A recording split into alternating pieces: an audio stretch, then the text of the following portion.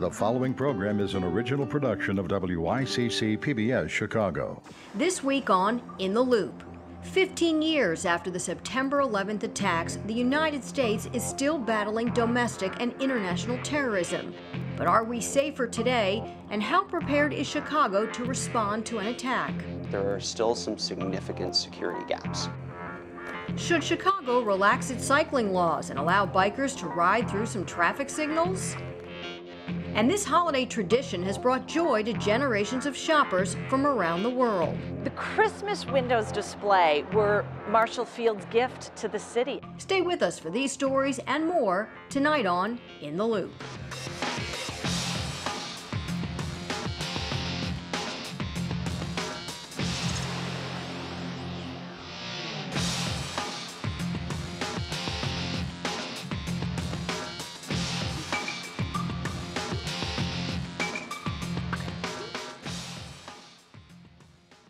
Good evening, everyone. I'm Lauren Cohn. It has been 15 years since the terrorist attacks of September 11th, a day we will never forget. Nearly 3,000 people were killed, more than 6,000 injured.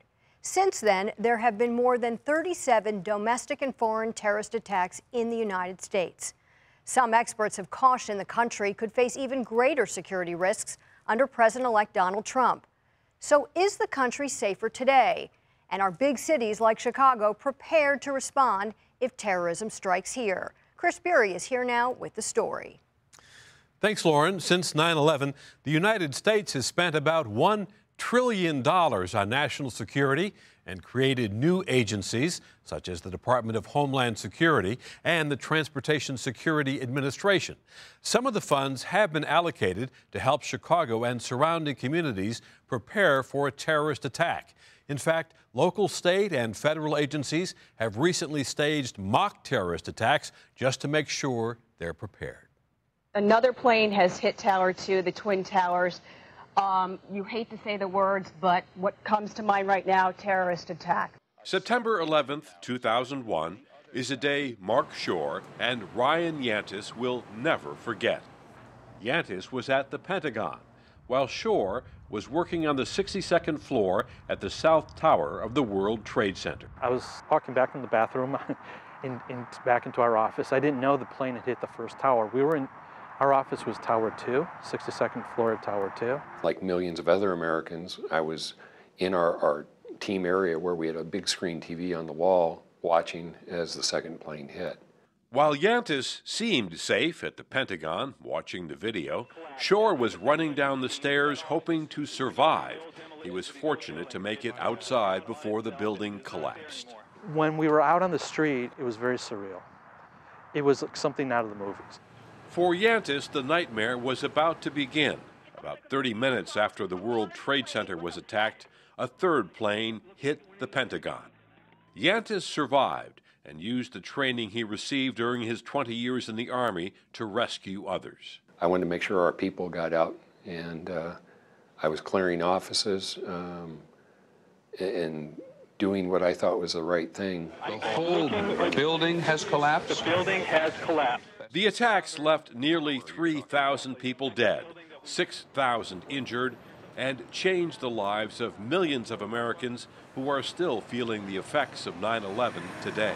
And it changed the face of law enforcement, of national security, of intelligence work, of our government, and the way we live our lives. From going into an airport to what we now accept walking into a subway when we see armed law enforcement presence.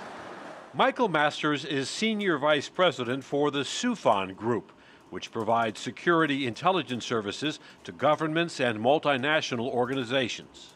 He says since 9/11, the United States has spent billions of dollars in national security measures, such as more diligent airport screening and funds that cities, including Chicago, use for training and preparedness. There's been over $40 billion spent by the United States Department of Homeland Security on federal non-disaster preparedness grants, and the vast majority of that has gone to urban areas like the city of New York and the city of Chicago. Chicago has used some of the money to boost its network of surveillance cameras. Since 9/11, the number of cameras in the city has grown from 30 to more than 22,000. That includes a system that links thousands of cameras citywide, giving authorities access to so-called blue light street cameras, cameras on CTA trains, buses, transit stations, Chicago Housing Authority facilities, and other public places.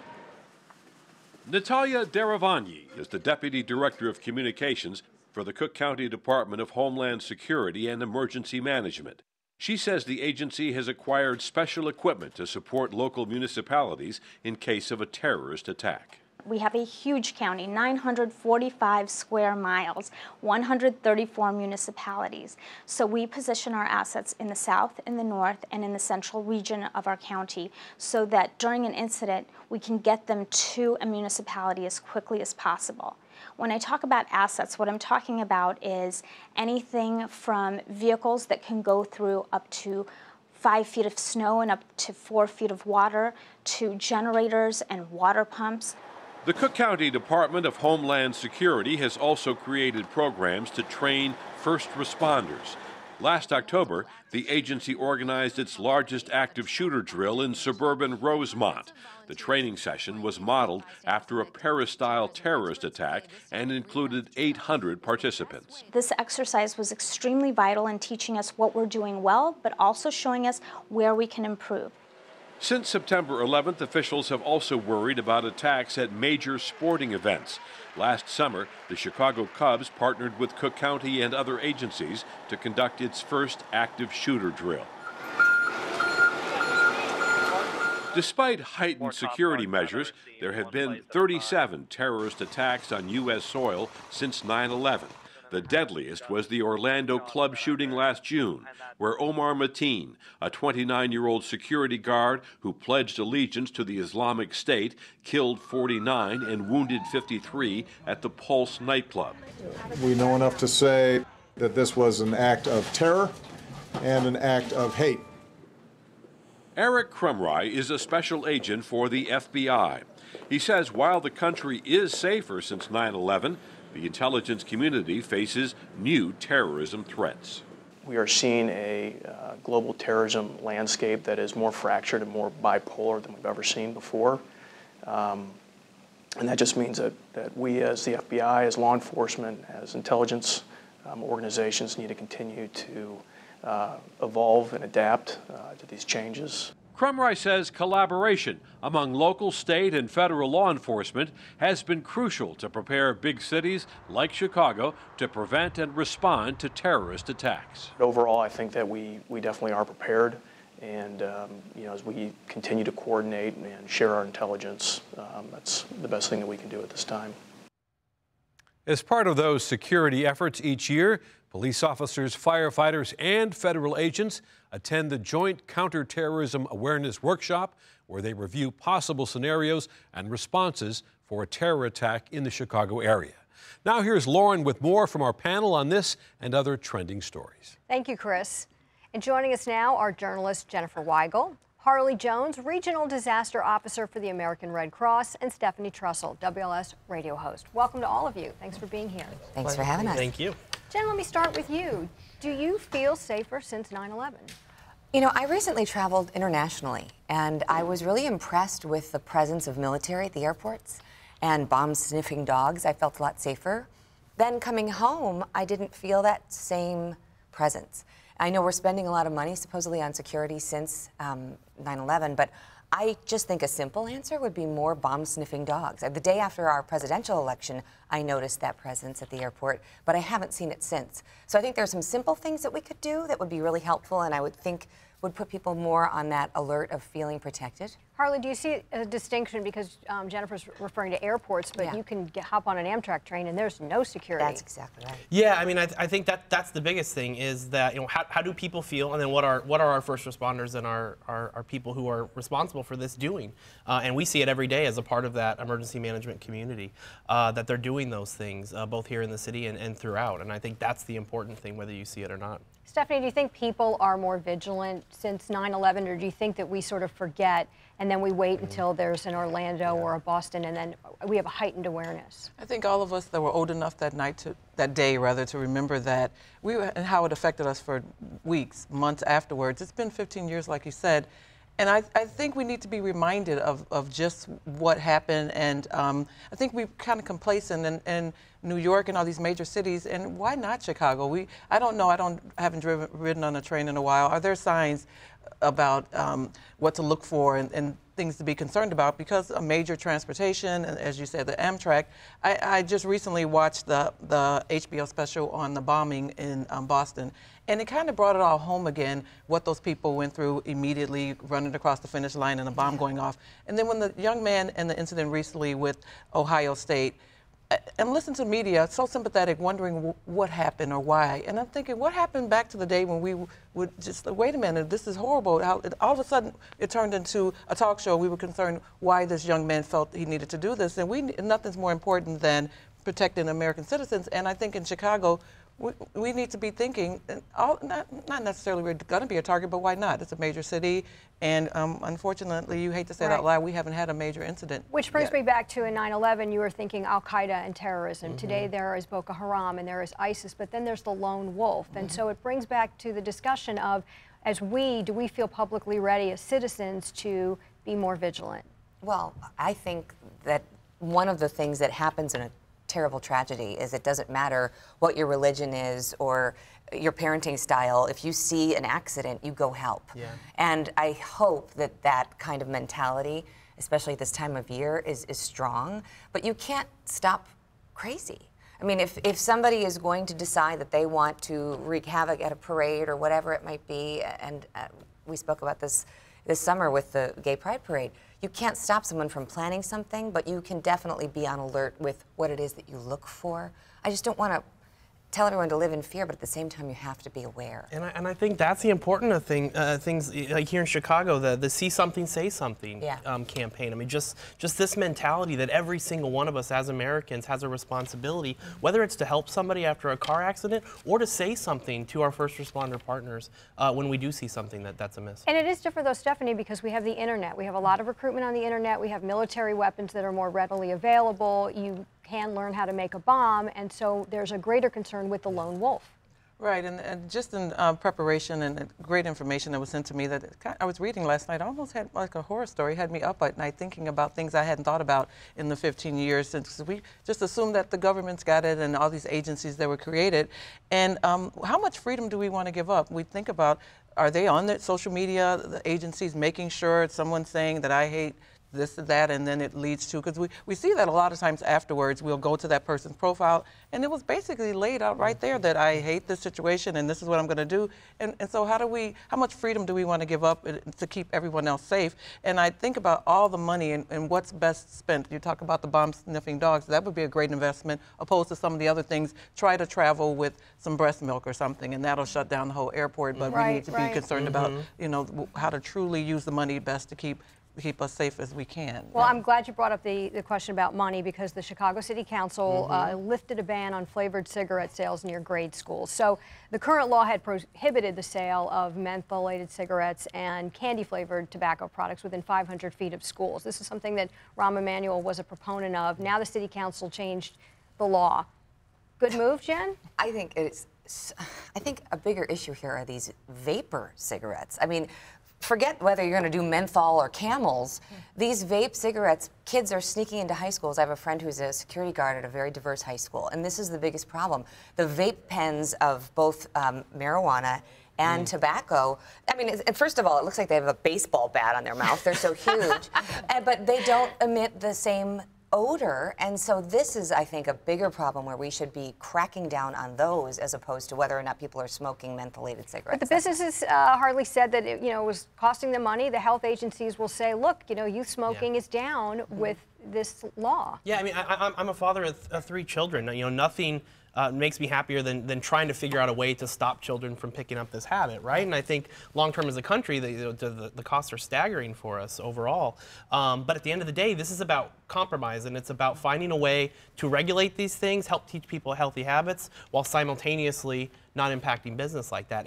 And at the end of the day, can we come to some kind of agreement about what that looks like to both keep people safe and not to impact business? And that's tough. You agree, Stephanie? Well, it's one of those feel-good moves, and I had no idea the mentholated cigarettes were banned with 500 feet from a school. This was news to me. So if I live near a school, I can't buy Newports. It's just ridiculous. It's just because I live across the street from a school, and to me, it's a legal product, right? So why are we imposing all these bans and restrictions on it? Let them either make it legal or not. And it's ridiculous that a high school student can still travel and drive or take the bus to get the cigarettes.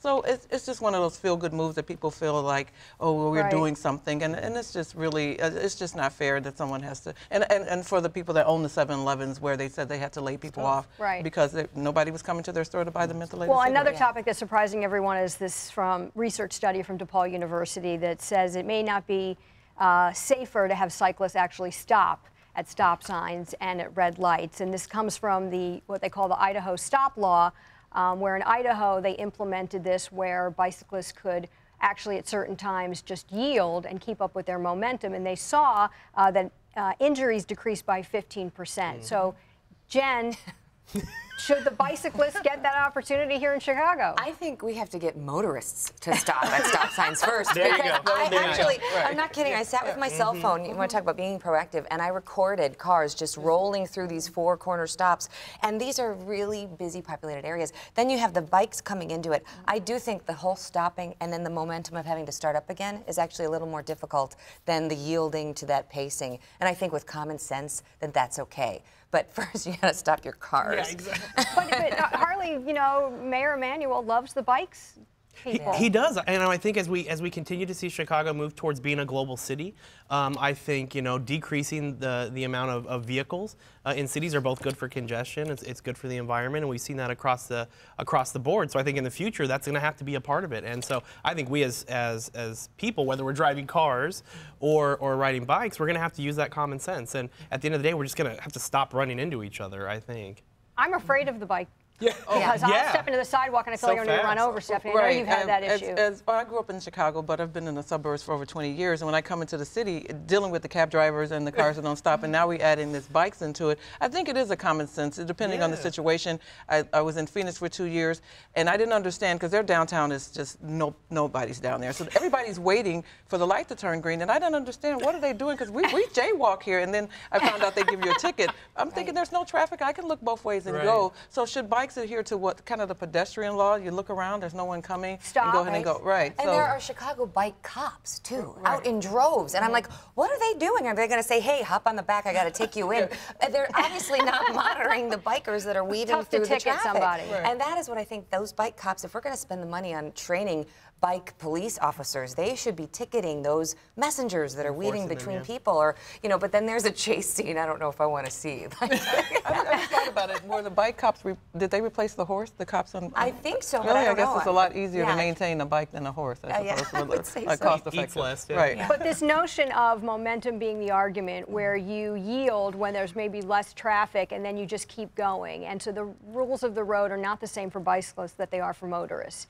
Sounds scary. Yeah, but listen, to live in a world where we're letting data drive the way that we change things and may make decisions, if we're seeing research that tells us that it's decreasing injuries by 15%, it's something worth looking at, I think. I think that's important to live in that kind of a data-driven world. Finally, I have to ask, with this, we're in the deep freeze, we've had snow, so we have the Chicago tradition of dibs. And I absolutely always love looking at the pictures as to what people put out there. Everything from the, lawn chairs, the ugly chairs, between the chairs, that you never want. A complete kitchen set, grandma's basement. Right, or dining tables. So, but here's the big debate with dibs. You, Jen, dig out that space. Right. Is that your space? So I've been doing this since before it had a name called Dibs, right? Living in Chicago. And there was just, again, we go back to common sense, right? There's a common sense element where if you haul, all this snow for 3 hours, you deserve to have that reserved, but not for 2 weeks, people. Like, do it for a couple of days, and then when the next snow falls, then it clears the slate, I think.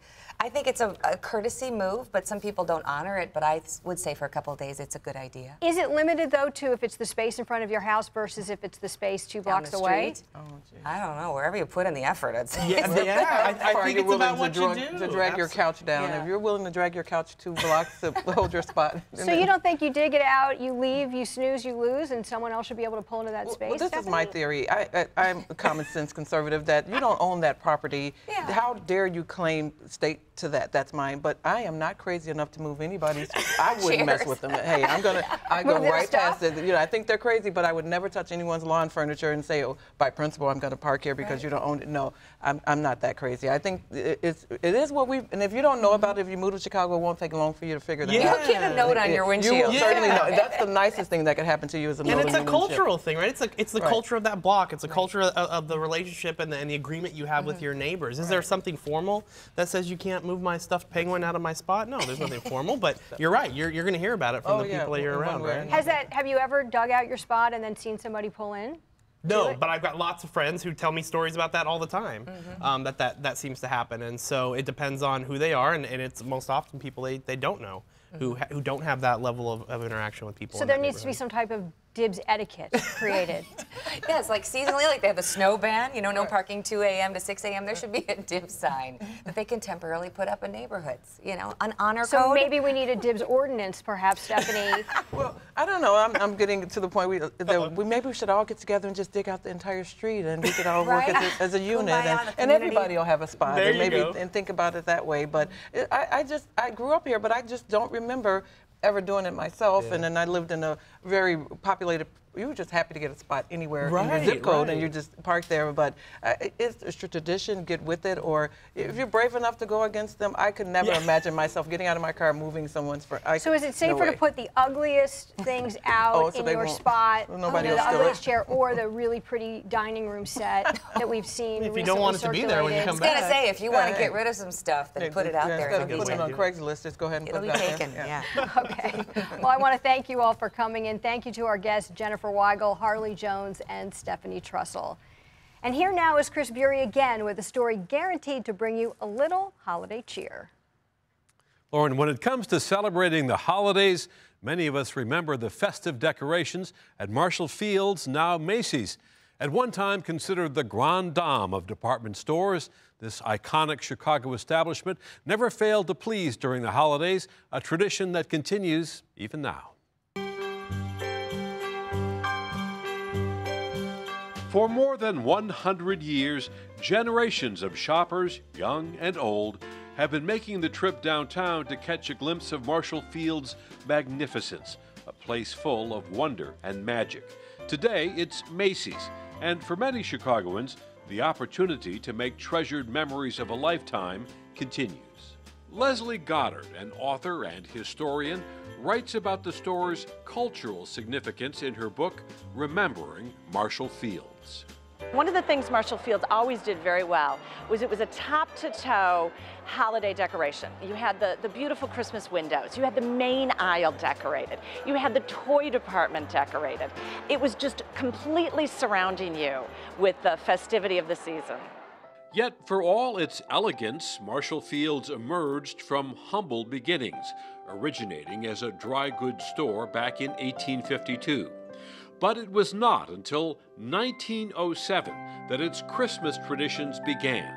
The Walnut Room opened and the first Christmas tree was lit. We think of so many Marshall Fields Christmas traditions as being timeless, but they actually were an evolution. The very first Christmas decoration at Marshall Fields was a tiny little Christmas tree that the store employees put up in the Walnut Room restaurant. While the size of the Christmas tree grew to gigantic proportions, so did the store's reputation for delivering an exceptional shopping and holiday experience. By the middle of the 20th century, Marshall Fields said that it had the largest indoor Christmas tree in the world, and it was, 45, 48 feet tall. And it started to become a tradition for families to come to the Walnut Room, eat a meal under the great tree, and that tradition is so deeply ingrained today. Someone said for a lot of Chicago families, it's a tradition bordering on the sacred, and it is. Part of the cherished tradition for many is the windows. Unlike its competitors, Marshall Field's goal was not merely to advertise merchandise, but to inspire through visual displays that told a story. Marshall Fields became known for some of the biggest, most spectacular story windows in Chicago. The Christmas windows display were Marshall Field's gift to the city, a gift of this festive seasonal experience. Spread the joy of the season. Our family tradition was to come down and look at the windows when our kids were smaller, and there was a lot more stores down here. It reminds me of back when I was a kid, because my parents used to bring us down when we were kids. You just knew it was Christmas when you came down and you saw the display. The experience of going to Marshall Field, seeing the Christmas windows, that whole experience became part of Chicago families' lives, to the point that people keep coming back and coming back. If you go to the Walnut Room today, you'll see tables with 2-3 generations sitting together because this is their family ritual. Today, 10 years after the Marshall Field's name was changed to Macy's, those time-honored traditions continue. Families from all over the city and beyond now flock to the flagship store downtown to fill themselves with holiday spirit. Andrea Schwartz is the Vice President of Media Relations at Macy's. I find it so joyous. Every year when those windows open and the tree is lit, we are honored to be able to keep the traditions of Marshall Field. 15,000 people walk by our windows every day, and you will see children on the shoulders of their parents. You will see little ones up front in the windows and just peering in. I have to say, those pictures are priceless. And Lauren, you know, it really is a generational thing. I can remember when my grandmother and mother took me to the Walnut Room, and then when my kids were little, of course, we took them down there, and they were just, you know, fell in love with the windows. That's when it was Marshall Fields. A lot of people here were upset with the name change. Of course, you grew up in New York, and you've known Macy's since you were a little girl. Absolutely. I mean, I grew up with Macy's. My mom was the PR director for Macy's. We saw the windows in New York. I loved when I moved to Chicago in the early 90s that you had it here because it's an experience. They're works of art, and it's not just about going holiday shopping and spending money, but it just brings everyone together, no matter who you go with, to look at the window. It's still going on. I was just on State Street the other day, and you still see, you know, all these kids looking in those windows with just awe and wonder. Right, their eyes are wide open. Right. I love that. Exactly. The Macy's windows on State Street are now on display through January 8th, 2017. And that concludes tonight's program. You are now in the loop. To learn more about our show and to see more of the Macy's holiday window displays, visit us at wycc.org and link to In the Loop. Until next week, I'm Lauren Cohn. I'm Chris Bury. Good night.